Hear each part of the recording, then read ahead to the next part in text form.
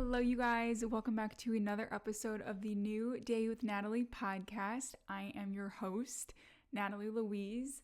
I am so happy to be here with you guys today because in this episode, we are going to be talking all about how to regulate your own emotions so that you don't have to be so reliant upon your avoidant partner. So many of you guys message me and tell me I just want to get over my ex. I just don't want them to be in my head. Or if you're still dating your avoidant partner, you're telling me that you just don't want to be so obsessed with them. You want to be able to find yourself again in the relationship, but you don't know how because you're so obsessed with what they're doing and you overanalyze their actions and you're constantly wondering if they're going to break up with you. It's like you can't even live a normal life while you're dating them because you are feeling this threat that they're going to leave you all alone, and that's one of your biggest fears.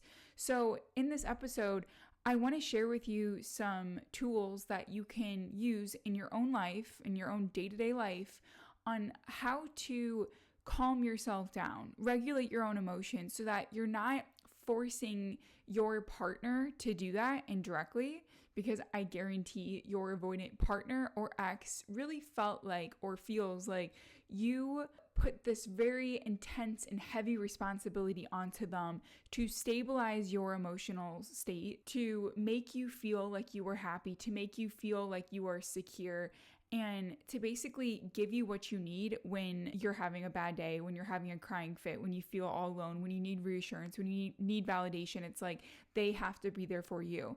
And many times, avoidantly attached people can feel like they are your parent. It's like a huge responsibility to have to balance someone's emotions, make them feel stable, and be their rock. Now, don't get me wrong. I think it is very important to have a partner that you can lean on when you need to. And it's important to have a partner that does feel like your rock. Like that is what I feel like right now with my boyfriend. And I think we have the most healthiest relationship ever. My healthiest relationship for sure. And I know he could say the same. And so I think it's very important to know how to lean on your partner, but also how to lean on yourself when you need to. Because if you're constantly only seeking out safety and solace and security from your partner, what happens when they go on a work trip? What happens when they're out with their friends? What happens when they just don't respond to you one day because they're tired? You will go absolutely insane. So if we can get away from that and help you to figure out how to calm yourself down and not care as much about if your partner loves you still, if your partner doesn't text you back because they're mad at you, like just getting those thoughts out of your head, then all of a sudden you have created a relationship that you guys trust, love, respect each other. You lean on each other when you need to, and you also lean on yourself when you need to. You are your own person within this relationship. And that, I kid you not, is, I think, the secret sauce to any healthy relationship, that and communication. But if you can be your own person and not lose yourself in the relationship, lose your identity, and not making your partner love you or like you your purpose in the relationship, then I guarantee you will be a lot happier in your future relationships. That was a really long introduction, but that's what I do. Let's first start talking about how to regulate your own emotions so that your avoidant partner doesn't have to and doesn't feel so overwhelmed with you. If you do this, I'm sure your relationship will start to get better. The first thing to do is start to become aware of your emotions. Now, a lot of times, if you feel emotional, if you feel like you need reassurance, if you feel like you need a hug or you need someone to listen to you, and you're like, I am just going to run to my partner, I'm just going to text them, I'm going to call them up on the phone, I'm going to FaceTime them, I'm going to show up at their front door.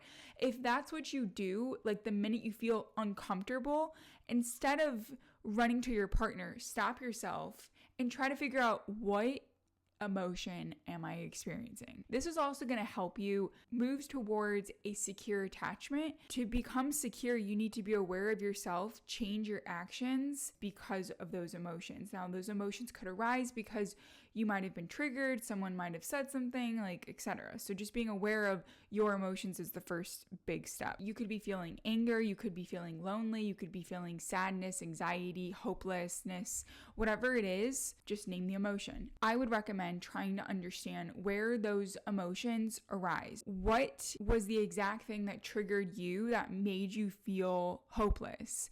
What was the exact thing that made you mad or angry, or what brought this anxiety within you? In your phone, like in your notes app or something, like literally type in the things that are making you frustrated, the things that all of a sudden made you sad or hopeless. Like write down these emotions and see how often you're feeling that and what sets it off, because that's going to be valid, important information for you. The key here is to understand where your emotions come from and stop yourself from blaming your partner for these emotions. So if you're like, I'm really mad and it's because of you, and like that was your reaction, like you felt the anger, you got mad at your partner, now your partner's frustrated at you, and what do you have? Now you're just sitting in this big conflict and it's uncomfortable, there's tension, there's stress, it's not good. But if you can understand like, okay, I am feeling anger. It's not because of my partner. I want it to be because he put on a TV show that I didn't want to watch. But actually, I think I'm angry because I had a really tough day at work today. I gave a presentation and I didn't get the feedback that I wanted to. And so maybe I'm just letting off steam and anger because of a situation that happened earlier in the day.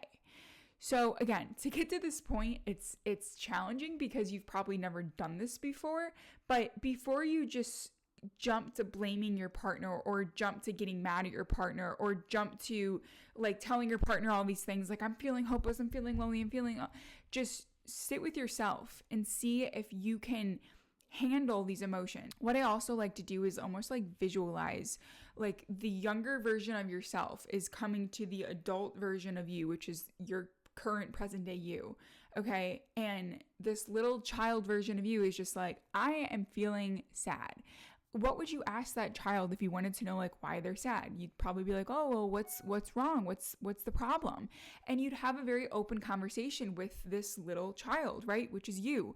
So if you can be able to talk to your inner child and figure out like what is going on, sometimes that can help you open up and realize like where these emotions even came from in the first place. So the next thing I would recommend is practicing self-soothing exercises. There's a couple of examples. The first one is just breathing. I know this sounds so stupid, but I kid you not. If you do this breath exercise where you breathe in twice and then you release the air, you will feel like your heart rate has slowed down and that you have like turned more into the present moment. So kind of like this. Okay, so if you do that like multiple times in a row, you will start to calm yourself down. Now, the key is to calm yourself down to a point where you can name those emotions. You can become aware of those emotions and figure out where they even came from in the first place. You can also practice yoga, you can practice meditation. Now, those aren't for everyone. That's why I like the breathing exercise, because you can do that pretty much anywhere, anytime of the day. Something else to kind of calm yourself down is journaling and just writing all of your emotions down on a piece of paper to release them. This will release all emotional tension. And I do this every single morning, and it's just a time to literally mind dump everything that's going on. And when I write it down, it becomes a reality. And then it's like, I don't have to worry about it anymore because it's on the paper. Find a time that works best for you and kind of like weave it into your schedule. I always do the morning while I'm drinking my coffee and planning my day, and it seems to work great. I've been doing that for years. So also, if you're going through a breakup, this is going to be critical for you, because writing exactly what you're feeling and writing like letters to your ex, never giving them the letter though, like don't ever give your ex the letters. But when you write it all down on paper, it really makes you feel so much more relieved and like free, because it's on paper and it's out of your system. When we're regulating our emotions, we have to get them out of our body somehow. So these are like exercises of relaxing the body, removing those emotions from your body, becoming aware of them and letting them go. Okay, like that is the key. Another thing you could do, like this always helps me when in doubt, take a walk, go outside, get fresh air. Do it in the sunshine if you can, but just do any sort of activity that you are grounding yourself to nature. I also like to go in the backyard and pick weeds. I like to water the plants in the backyard. I just also love walking. So walking is like my go-to. My boyfriend was making fun of me the other day because I tried to FaceTime him. I was like traveling in Chicago and I was trying to FaceTime him before I went to bed, and he didn't answer the phone because he was like playing video games or whatever and didn't see the notification. So I was like all bummed because I wanted to talk to him and just like see his face and like just talk to him because he makes me happy. And so I was like, oh, I know what I'll do. So I started to go through photos on my phone of where we FaceTimed in the past, and I like screenshotted it. And I just like looked at those photos and it made me happy. And then I was like, okay, I'm feeling good again. And then I felt good before that, but I was like happy. I felt like I got that dose of him. And then I was like, okay, now I'm going to go to sleep. And that was it. And I told him about it the next day, and he's like, well, I'm glad you could self-soothe yourself. And I was like, wow, I guess I just did that. So this is a piece of advice I would give you if you're in a relationship still. If you have gone through a breakup, I would not recommend doing that. You're only going to dig yourself a deeper grave. It's not good. It's not healthy. Let go of that relationship. But if you're in a relationship and you just are trying to process your emotions and you're not wanting to like nag your partner, or you can't talk to them and you're just trying to like calm yourself down, look at a picture. Look at things that make you happy. And if your partner makes you happy, then it could do the trick. Now, the next thing I'll recommend is work on self-validation for yourself. So why do you go to your partner and like trauma dump everything on them? Or why do you go to your partner and start yelling at them and like blaming them for things, or just worry that they're going to break up with you and then tell them like, why are you acting so weird? Why are you acting so different and distant? And oh my God, like, why do you do that? Maybe it's because you are looking for reassurance from your partner to make you feel like you are loved, they aren't going anywhere, you're okay.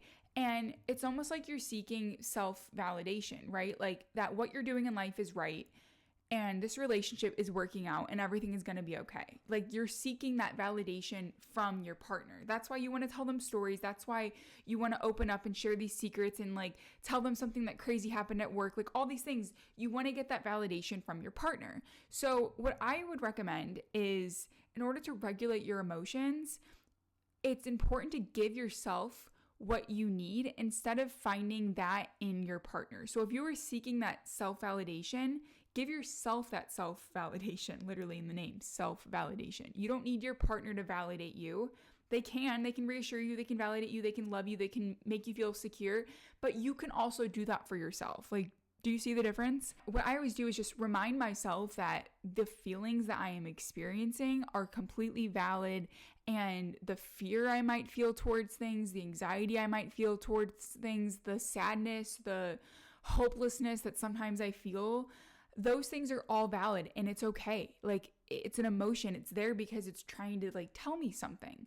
And so I accept it and I feel it and I become aware of it and then I let it go. All right. So something that can kind of help you with that is affirmations. They're not for everyone. I use these a lot more when I was going through a breakup because I was like really broken. And so you could just look up your affirmations. That would be good for you. But you could say things like, I am enough. I love myself. I can do this on my own. I am amazing, whatever. You choose your affirmations. Again, these were not like big for me, but I did utilize them when I was going through a breakup because I was like, I will try anything. I'm feeling so much pain. I need to regulate these emotions and I don't have anyone that can help me besides me. So that was something that helped. Okay, the next thing to work on in order to regulate your emotions is to practice self-care. Now, this is something that might have been slipping for you over time because if you have anxious attachment, you are probably a people pleaser because you're just doing whatever it takes to make your partner happy so that they don't reject you, so that they don't break up with you. Or if you're in a breakup, you are just so obsessed with your partner or your ex, all you're doing is thinking about them. Therefore, you have completely forgotten about yourself, your identity, your health, your happiness, your wellness, your self-care routine. So just doing things within your life and your schedule that make you happy, that make you feel alive, that literally bring vibrance to your skin, to your eyes, to your schedule. Like doing things that make you feel alive is key. That's self-care, okay? So sure, you can take yourself to the spa, you can get your hair done, nails done, whatever. You can get a massage. I don't care. Those are like physical things. If that's your thing, do it. But I also recommend just living a lifestyle that makes you feel healthy, like nourishing your body with healthy food, exercise that makes you feel strong, alive, and just happy. And then also filling your schedule up with things that are interesting to you. So, you know, like when you're going through a breakup, you go through a phase where you're like, I'm a slut. I'm going to post all these pictures with like no clothes on. I'm going to pretend like I'm living the best life. I have all these friends. I'm partying all the time. And then you go through a phase where you don't post a single thing because you're actually mourning the loss of the breakup. And you're like, I don't know what's going on. I just want this to stop. So what I would recommend is when you get to that point of like, I just want this to stop, I'll do anything, I will tell you what to do. Take your calendar and literally write out every single day, like the next week, the next 7 days, something you could do every single day that makes you happy, so that you can wake up on Sunday and be like, oh my gosh, I am so excited for my life this week.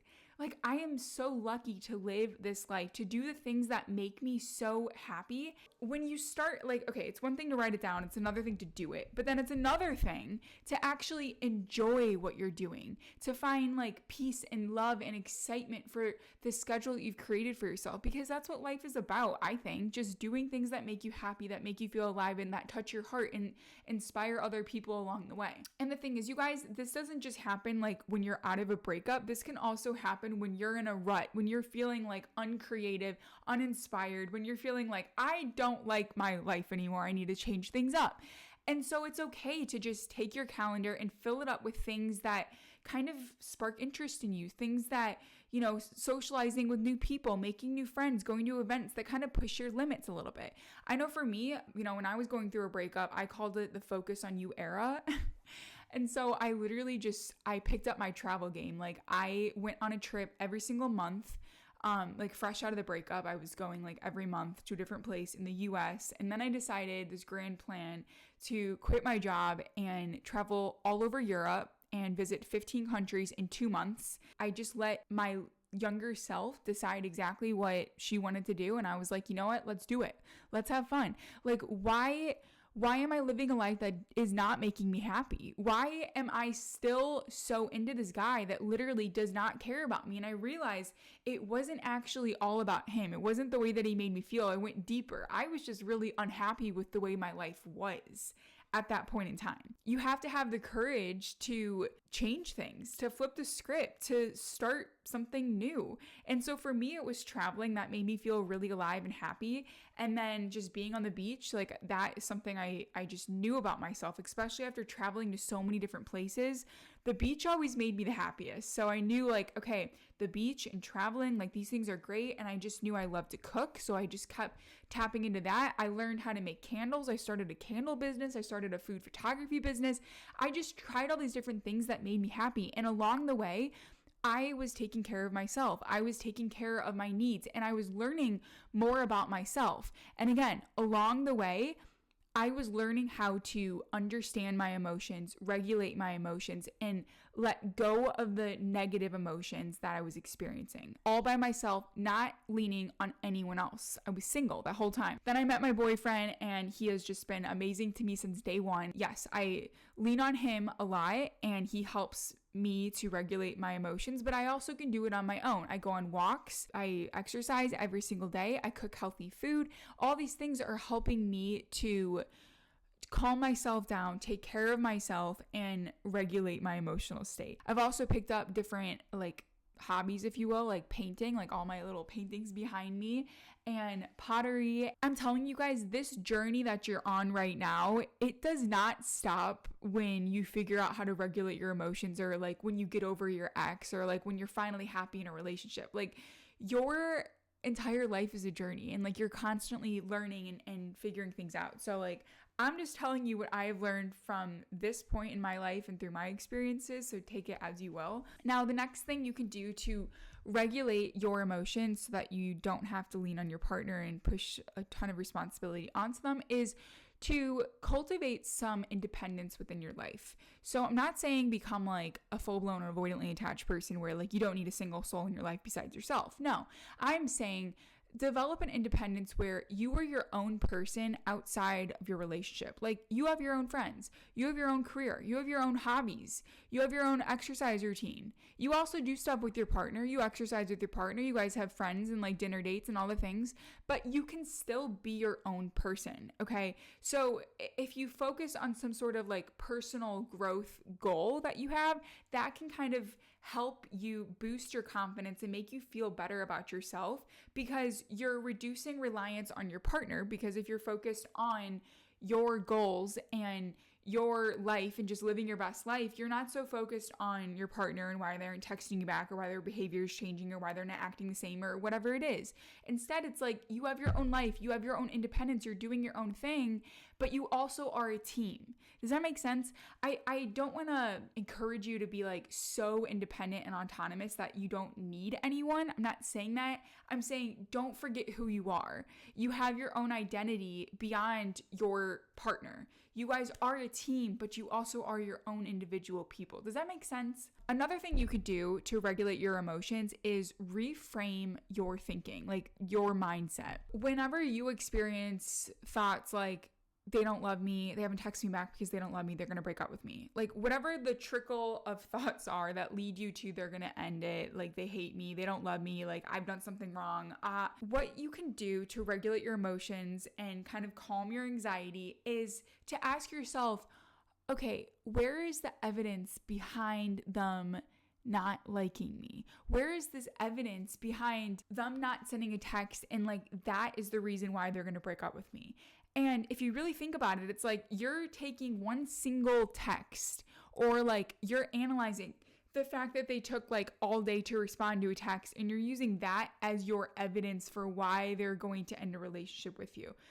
Like, it doesn't make sense. It's like, if they break up with you because they didn't text you back right away, like maybe they weren't the person for you. Like, if someone's going to break up with you, they're going to break up with you no matter what. So like analyzing all the reasons why they could is, to me, a waste of time. So what I would recommend is challenge those negative thoughts that you have, okay? And just try to figure out, why am I even thinking this in the first place? It's because I fear rejection. So that is what's talking. That's what's going on in my mind. It's the fear of rejection kicking in. So you need to take it by the hand and say, listen, it's going to be okay. Go live your life. Look at your schedule. See what you have planned for today that's going to be fun. And that's it. Sometimes you have to just look at what scares you the most and speak to it, calm yourself down, and let go of that fear. Again, I know all these things sound really weird, but if you actually apply it and practice it, it can really help. Now, the next thing I'll tell you is to learn how to self-regulate yourself, especially during a conflict. So this is typically when you will lose your shit and you will just go, you'll get super frustrated. You start blaming your partner. You start saying things that you probably wish you didn't want to say. And then you can't take them back because you've already said them. So what I would recommend is, when you feel the tension rising and you're like, oh my gosh, and like you're just so frustrated, or you feel like this is the end, they're going to break up with you, oh my God, what you need to do is calm yourself down in that moment, okay? Take that deep breath in and out and just bring yourself back to the present moment, and remember that you are in control of this whole thing. Fighting, yelling, trying to like blame your partner for something and like, you know, feel that validation, or just feel like, you know what, I'm right, you're wrong, like whatever it is.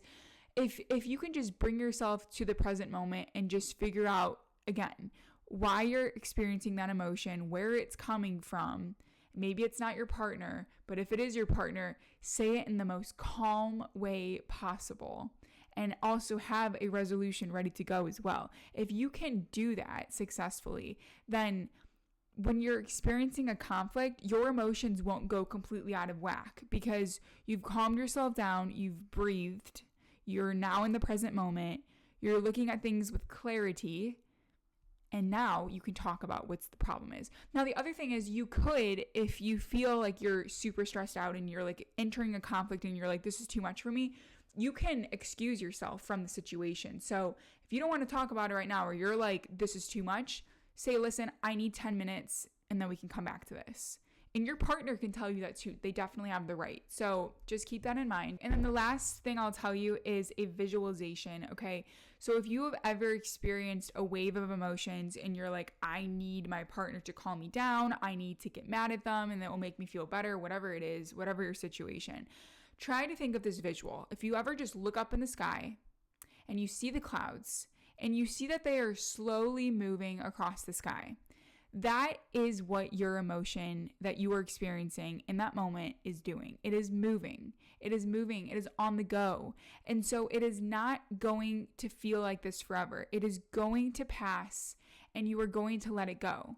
So if you're feeling something that's uncomfortable, just look up in the sky, find your cloud and just watch it move and allow your emotion to just escape your system. That is it for this episode. I hope this one was helpful for you. If you are interested in working more towards developing that secure attachment style and maybe just getting over your avoidant ex if you're in that situation, check out my book, How to Get Over Your Avoidant Ex and Become Securely Attached. I'll leave that in the links down below. Also, if you have a very specific relationship issue and you need me to hear your entire story and give you some advice, feel free to sign up for my video calls. They are one-on-one video calls over Zoom. I will leave that also down below. Thank you guys so much for watching, and I'll see you in the next one. Bye, guys.